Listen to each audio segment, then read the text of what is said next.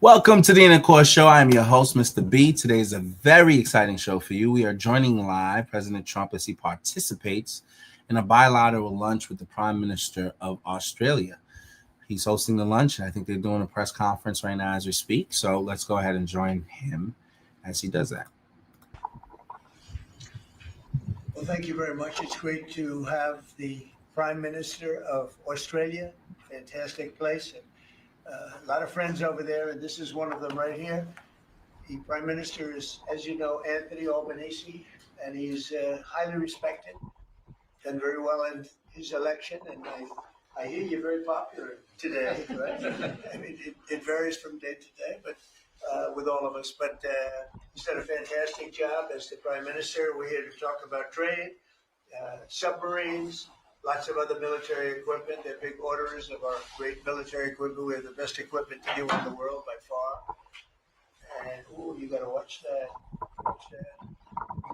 You're not allowed to break that. That mirror is 400 years old. The camera just hit the mirror. I just moved it up here special from the vaults, and first thing that happens, the camera hits it. Hard to believe, isn't it? Hard to believe, but these are the problems in life.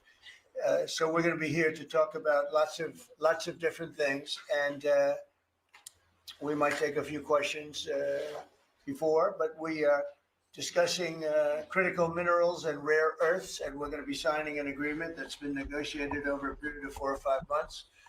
And it was sort of good timing that we got it done just in time for the visit. And we work together very much on rare earths, critical minerals, and lots of other things. And we've had a very good relationship. We've been working on that for quite a while. In about a year from now, we'll have so much critical mineral and rare earths that you won't know what to do with them. They'll be worth about $2. But in the meantime, we're working with Australia and other countries. They're working with us too, but other countries also on that. But we're really working on anything having to do with military protection, military ships, vehicles, guns, ammunition, everything, the whole thing. We've been long time allies, and I would say there's never been anybody better. We fought wars together.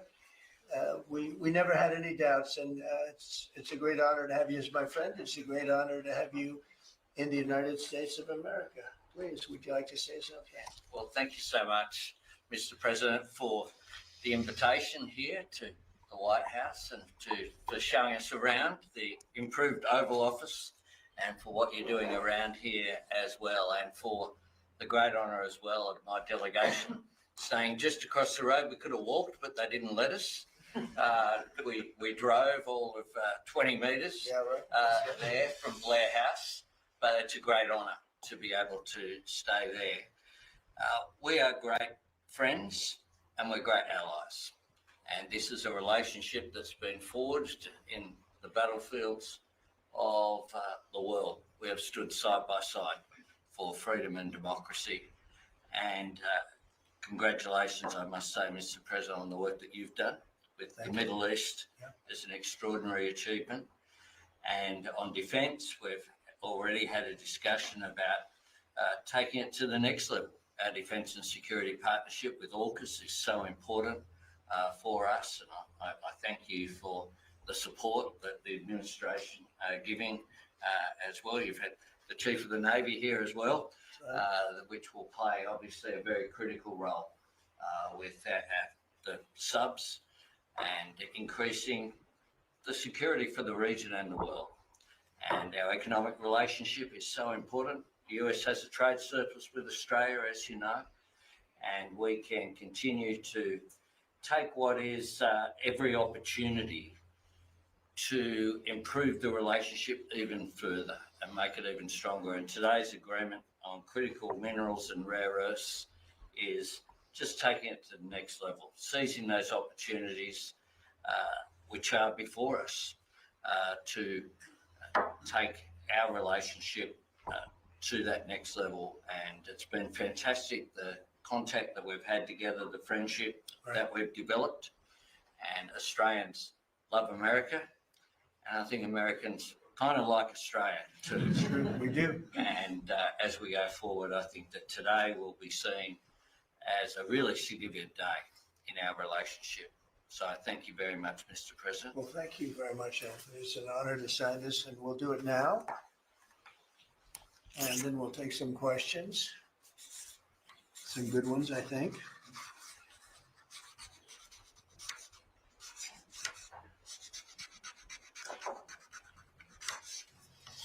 Okay.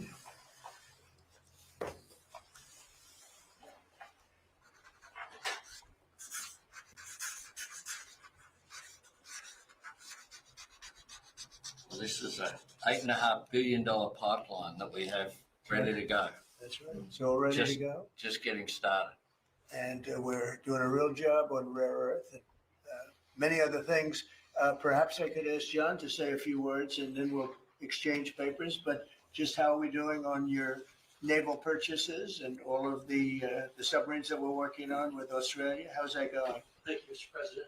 Obviously, Australia is a very important ally of ours in the Indo-Pacific and in every battle. They fought with us since World War I and have always been side by side. The facility that they're building, Surfwest, is critical and very important to our ability to project power in the Indo-Pacific and work with our allies. So we're working very closely. I think what we're really trying to do is take the original AUKUS framework and improve it for all three parties and make it better and clarify some of the ambiguity that was in the prior agreement. So it should be a win-win for everybody. And the submarines that we're building for Australia are starting to really move along, right? The process is getting very exciting, isn't it? Getting better. That's good. Very good. It's going to be great. Thank you very much. Maybe we'll hold this up. Okay.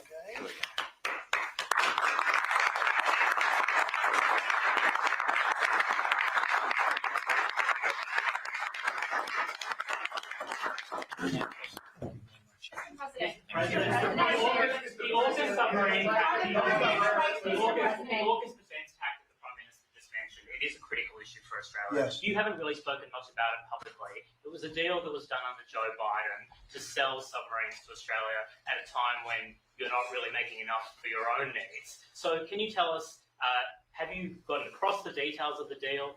Do you support it, and will you honour it? It was made a while ago, and nobody did anything about it. And it was going too slowly.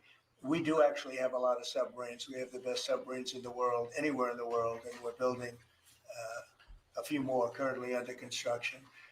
And now we're starting. We have it all set. With Anthony, we've worked on this long and hard, and we're starting that process right now. And I think it's really moving along very rapidly, very well. But if the rate of submarine production doesn't continue, how can you guarantee Australia will get the bonus? Oh, it's getting. Oh, no, they're getting. Mr. President. At least 32 people have been killed. Excuse me, you're next. Thank you. Go ahead. China's bad behavior has really only gotten worse since the AUKUS partnership was formed.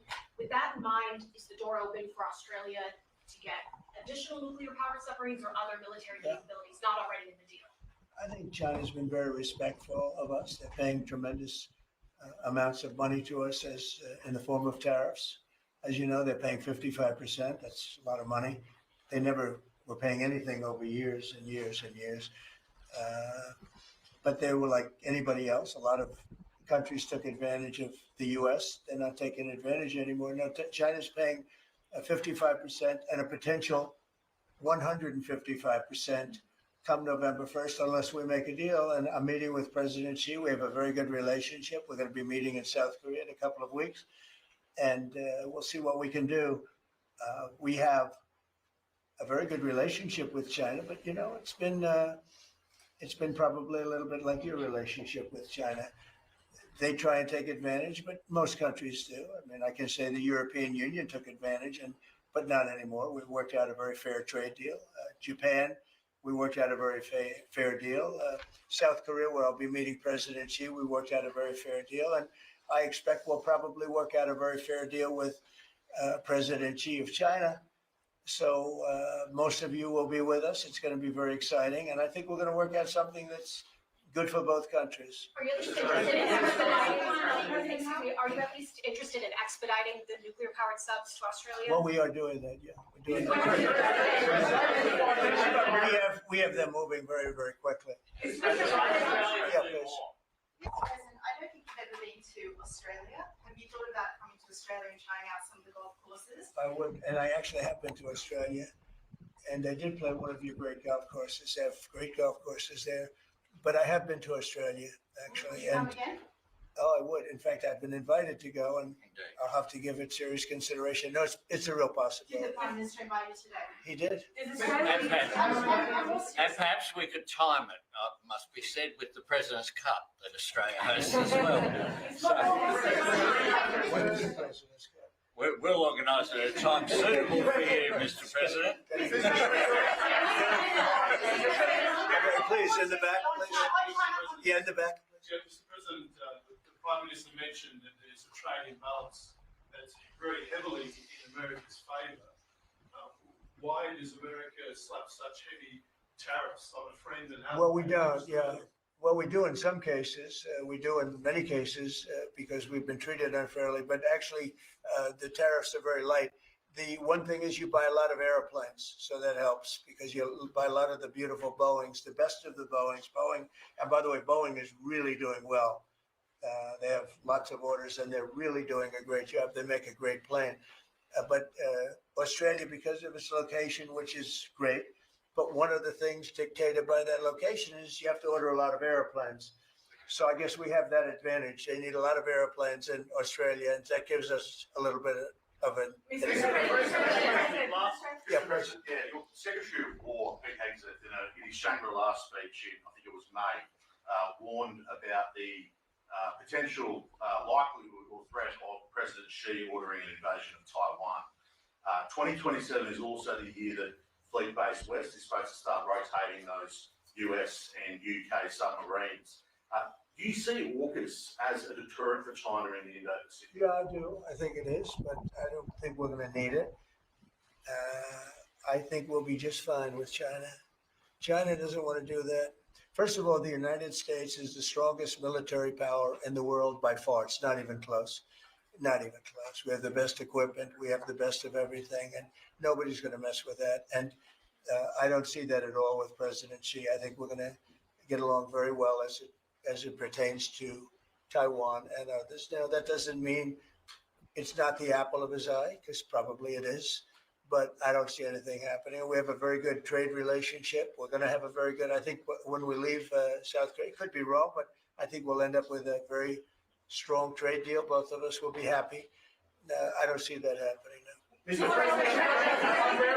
Given the trade surplus that the US enjoys with Australia, would you consider lifting the tariffs that you've imposed on Australia? And can you give us any details about the critical? Yeah, well, the tariffs have been amazing because, tariffs have been really a reason that I was able to settle almost all of the, I've settled 8 wars in 8 months. Not bad.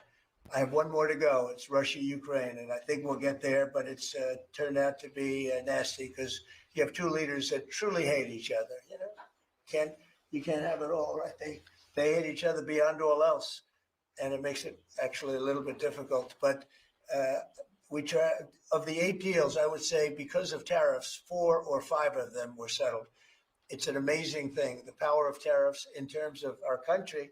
But tariffs have always been used against us. We never use them against anywhere else. And now you have a president that for national security reasons and other reasons is using them. And we've become a very rich nation again and a very secure nation again. But we've also become a nation that used that power of tariffs and the power of trade to settle 5 of the 8 wars that I said. I settled 8. I'm very proud of that. Nobody else has settled 1. I don't think there's been an American president that settled 1. I think there probably hasn't been outside of the 2 countries involved, or however many are at war. I don't think there's ever been an outside country that settled a war, period. So I settled 8 in 8 months. I'm proud of that. Now, in the meantime, I'm running a country that's right now we're the hottest country anywhere in the world. We were dead. A year and a half ago, we were a dead country. Now we're the hottest country in the world, economically and otherwise. So, but I will say this, Australia pays very low tariffs, very, very low tariffs. In fact, Australia pays among the lowest tariffs. please, go ahead. Mr. President, there's been concern in Australia that it's taken 9 months to get this meeting. Have you had any concerns with this administration with the stance on Palestine, climate change, or even things the ambassador said about you in the past, the Australian ambassador? I don't know anything about him. I mean, if he said bad, then maybe he'll like to apologize. I really don't know. Did an ambassador say something bad about him? Don't tell me. I don't. Where is he? Is he still working for you? Yeah. You said bad? Before I took this position, Mr. President. I don't like you either. I don't, and I probably never will. Go ahead. No, you went. Go ahead, behind you.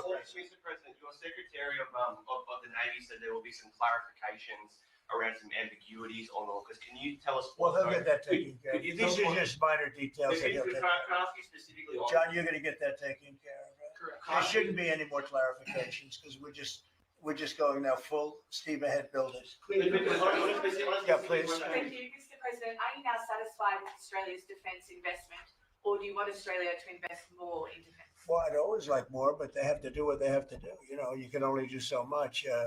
I think they've been great. They're building magnificent holding pads for the submarines. It's going to be expensive too.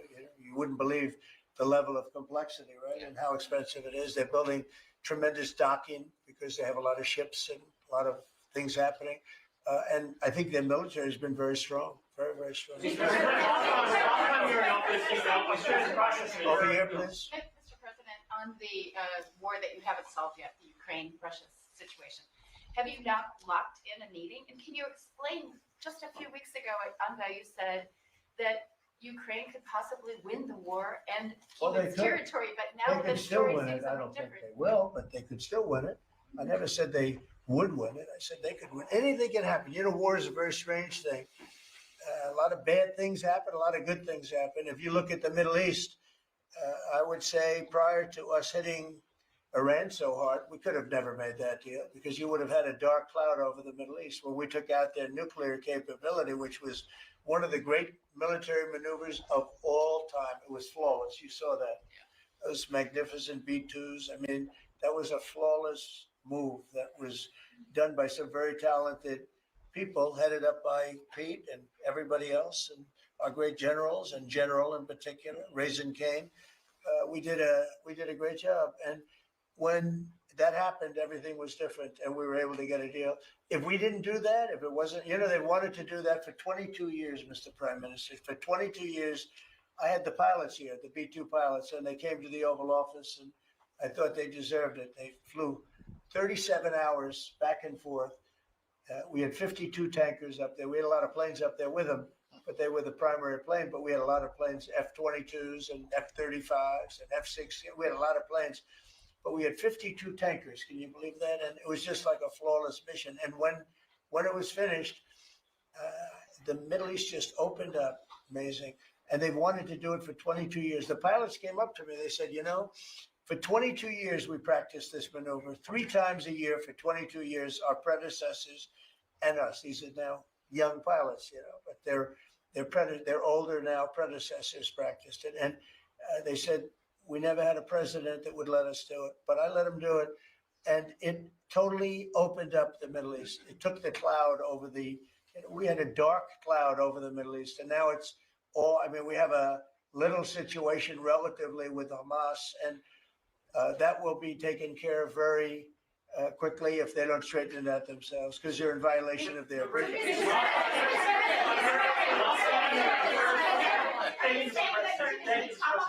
On rare earth minerals, Australia is one of the only places in the world that processes rare earth minerals. Yeah, could there be an agreement? China has 90% of the processing. Could there be an agreement over processing rare earth minerals with Australia? sure, that's what we're doing. I mean, it's part of the agreement. Can you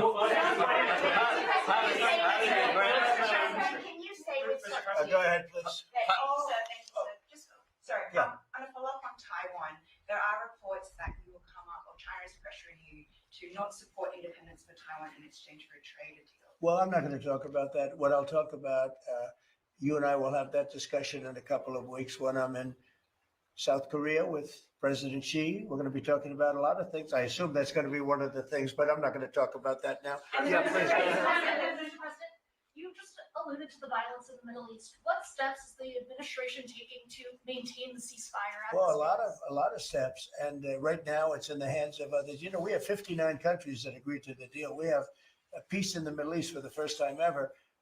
We made a deal with Hamas that, you know, they're going to be very good, they're going to behave, they're going to be nice, and if they're not, we're going to go and we're going to eradicate them if we have to. They'll be eradicated, and they know that.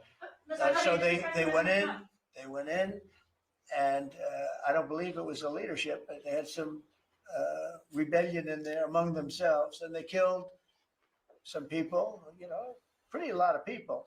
But this is a violent group. You know, you probably noticed over the last 100 years, this is a very violent group of people. And they got very rambunctious, and they did things that they shouldn't be doing. And if they keep doing it, then we're going to go in and straighten it out, and it'll happen very quickly and pretty violently, unfortunately.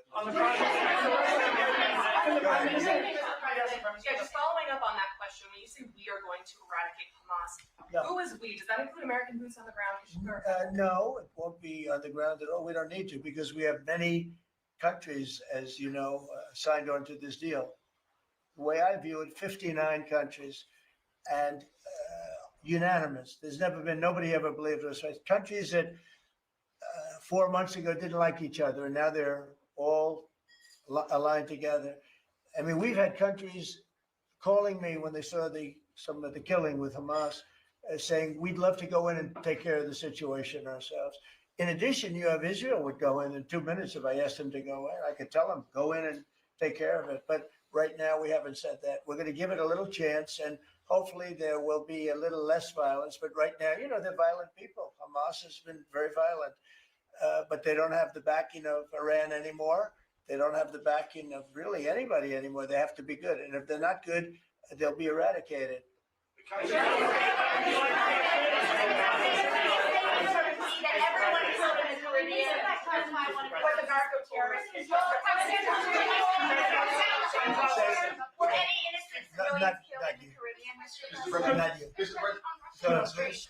Prime Minister weigh in on more on the processing? And can Australia expand the process of earth? Absolutely, we can, and we have the capacity to do so. And part of this deal is very specific: $8.5 billion pipeline. There'll be $1 billion contributed from Australia and the United States over the next 6 months, with projects that are immediately available. There's 3 groups of projects. Ones that are joint activities between Australia and the United States, such as Alcoa. Secondly is projects that will be US investment that the US will undertake in Australia, including processing, and then ones that Australia will undertake, some as well. One of them is Australia, the US and Japan as well. So what we're trying to do here is to take the opportunities which are there. Australia has had a view for some time, a bit similar to putting America first. Right. Our plan's called A Future Made in Australia, which is about not just digging things up and exporting them, but how do we make sure that we have across the supply chains with our friends being able to benefit, seize those opportunities. So we certainly see part of what this is about isn't just digging things up. It's also about processing, including the joint ventures between Australia and the United States. Can the US and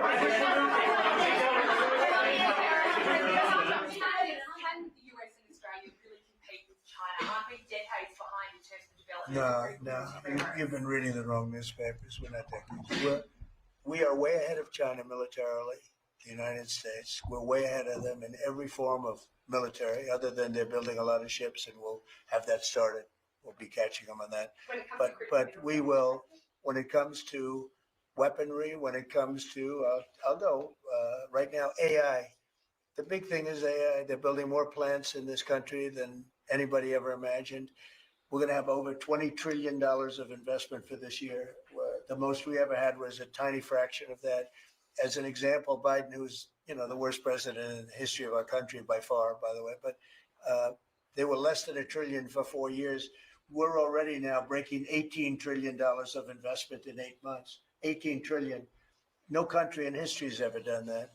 we're way ahead of China in AI, and we're way ahead of China militarily from the standpoint of the sophisticated weapons. We have weapons that a lot of people don't even know about it. I got them started 4 years ago. I rebuilt the military 4 years ago, fortunately, because Biden didn't do anything but give a piece of it away to Afghanistan.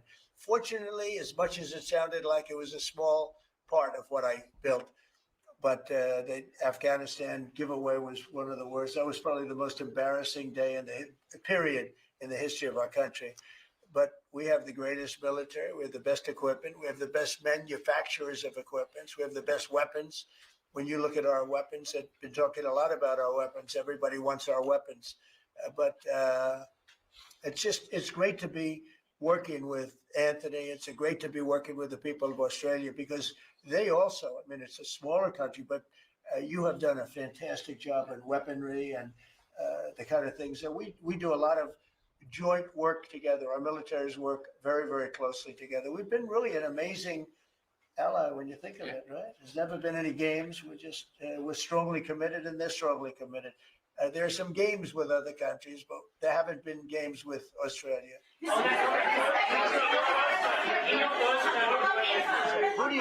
Where do you come from? I'm from Australia. Who are you with? The Sydney Morning Herald. Nasty guy. Go ahead. Oh, sorry, I'm just trying to ask. All right, go ahead. On your in your first term, you worked with two Australian prime ministers, Scott Morrison and Malcolm Turnbull. You might remember they're from same side of politics as you. Mr. Albanese's different side. Can you tell us a bit more about what it's like to work with Mr. Albanese compared to those two? Well, I got along. I mean, that wouldn't be fair because the man on my right has a big advantage. You know that, right? But I think he's doing a really good job, and we've had a very good relationship. I don't want to compare one with the other, but I'll tell you, they really have a great prime minister. Thank you. Okay, is that a Thank good you. statement? I'll use it in my ads in 28.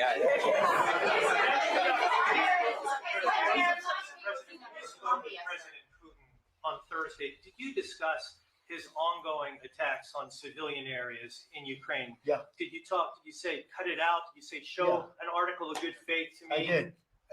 But as you know, most of the people dying are soldiers. The soldiers that are dying in Russia and Ukraine, it's unbelievable. 5,000 to 7,000 a week. Can you believe it?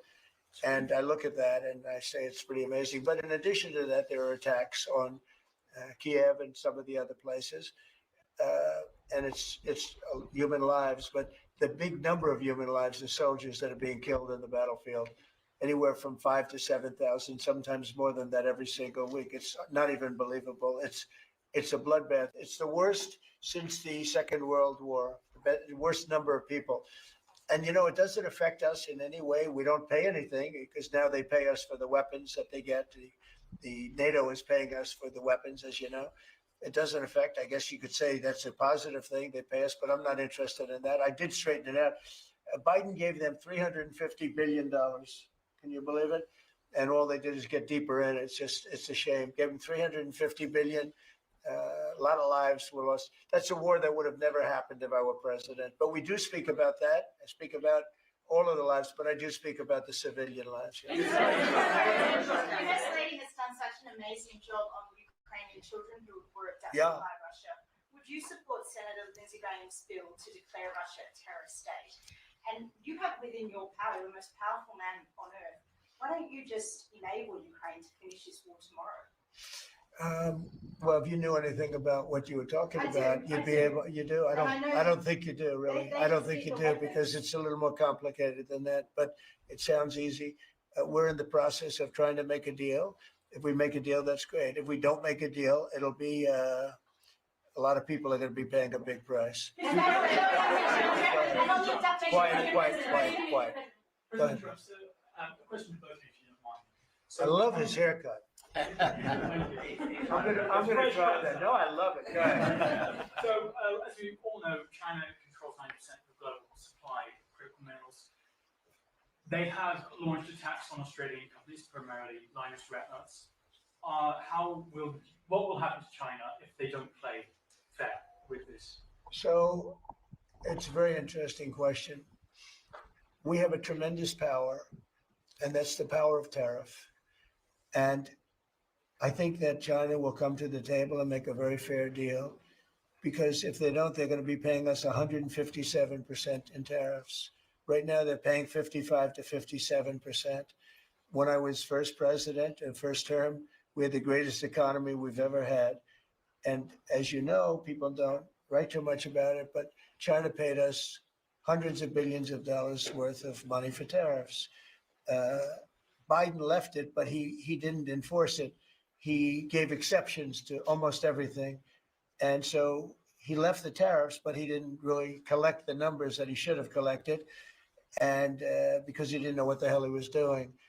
So now the tariffs are much higher in China than they were before, and they're high on other countries, depending on whether or not we like that country or we get along, and that's for national security purposes.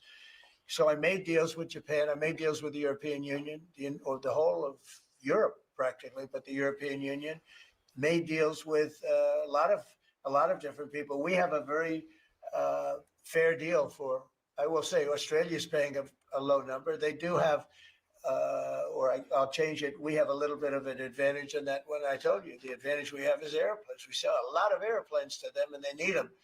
It's a very vibrant place, and people go in and out. And I look forward to going there myself. And I think it's unlikely I'll be taking a ship. That's a long journey. That's a long. But China has treated us with great respect. Now, in the past, they didn't treat other presidents with great respect. They would take hundreds of billions and even trillions of dollars out of the country, and they would spend it and build their military. Now they're treating us with great respect. Now, we'll see what happens. I said, if we don't make a deal, I'm putting on an additional 100% on November 1st. I think we'll make a deal. They threatened us with rare earths, and I threatened them with tariffs, but I could also threaten them with many other things, like airplanes. You know about airplanes because they can't get parts for their airplanes. We build their airplanes. We do a great job. They're largely Boeings, and we could stop the parts. We did stop the parts, actually, when they did the initial threat. They closed down over 400 of their airplanes, but we don't want to do that. But we have a much simpler thing. If we don't make a deal, we'll charge them a very substantial tariff. And they'll be paying us hundreds of billions of dollars a year, which they're basically paying right now. We had presidents that allowed China and other countries get away with murder. We're not going to allow that, but we're going to have a fair deal. I want to be good to China. I love my relationship with President Xi. We have a great relationship. I believe after we leave South Korea, we'll be there together. We thought that would be a good place to meet, and we're going to be meeting. I'll be in Malaysia, I'll be in Japan, I'll be in a couple of others. We'll be sort of doing a little bit of a tour. I've been invited to go to China, and I'll be doing that sometime fairly early next year. We have it sort of set, but I think we're going to have a very good relationship with China. And again, they will threaten us with rare earths. I don't think they're threatening us too much right now, but they could do that. But I threaten them with something I think is much more powerful, and that's tariffs. Because at a certain point, they will not be able to do any business with us. At a certain point, if they pay enough tariffs, it's almost like saying, we don't want to do business with you, but it's probably nicer. Saying you're going to pay 158, 157% tariff is a nicer way of saying that we don't want to do business with you. And if they don't do business with us, I think China's in big trouble. I'll be honest with you. I think China is, I don't know that they even make it. I really do. I believe that they're in big trouble. And I don't want them to be in big trouble. I want them to do great. I want them to thrive. But we have to thrive together. It's a two-way street.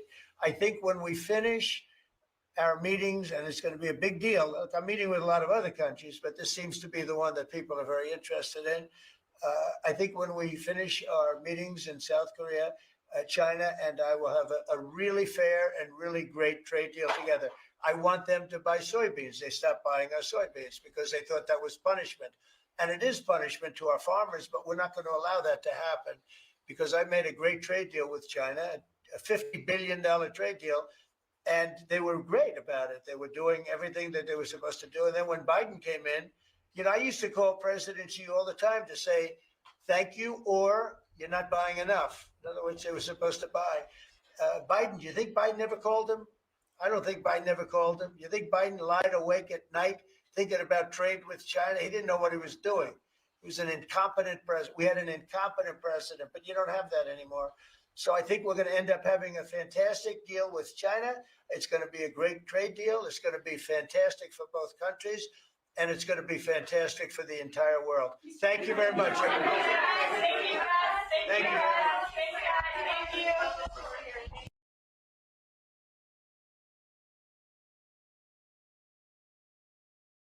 Set a record. We have both the president of Finland and we have the prime minister of Finland, and that's never, I don't ever remember having a president and a prime minister, but that's a great honor, and thank you very much both for being here. And Alex, we've been friends for a long time, and I've heard wonderful things about your prime minister also, and we have a big order coming up. We're buying icebreakers.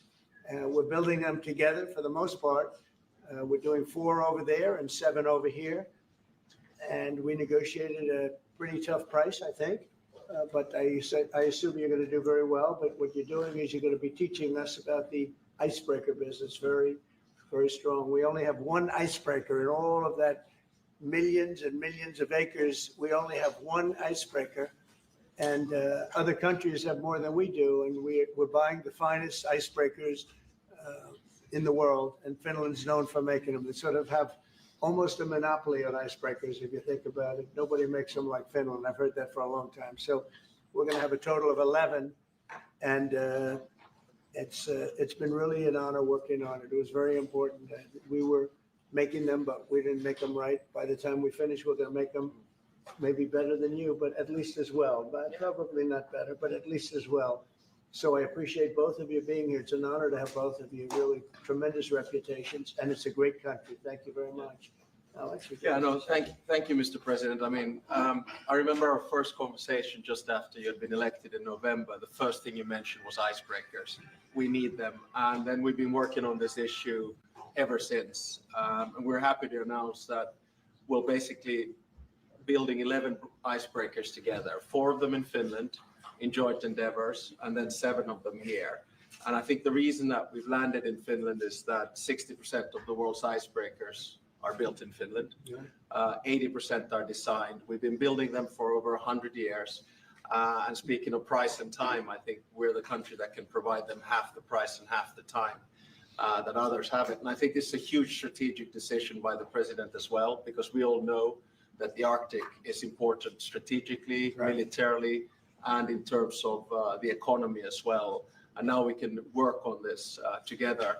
Finland is a strange country in the sense that we are probably the only country in the world where all the ports are frozen in the winter. And that's why we built the know-how in icebreakers. Now we can work on this together. I remember the first conversation we had, you mentioned the fact that Russia has 40 and you need to start ramping this up. And this is an indication that we're going to do it, and we're going to do it together. I also think that this strengthens our bilateral relations. I know I come from a small country, but for us to be able to work together with you is extremely important from a strategic perspective as well. So we appreciate the cooperation, and we're going to deliver the first one 2028. Good. Just a little bit before a big event. Yeah. So, that's great. And I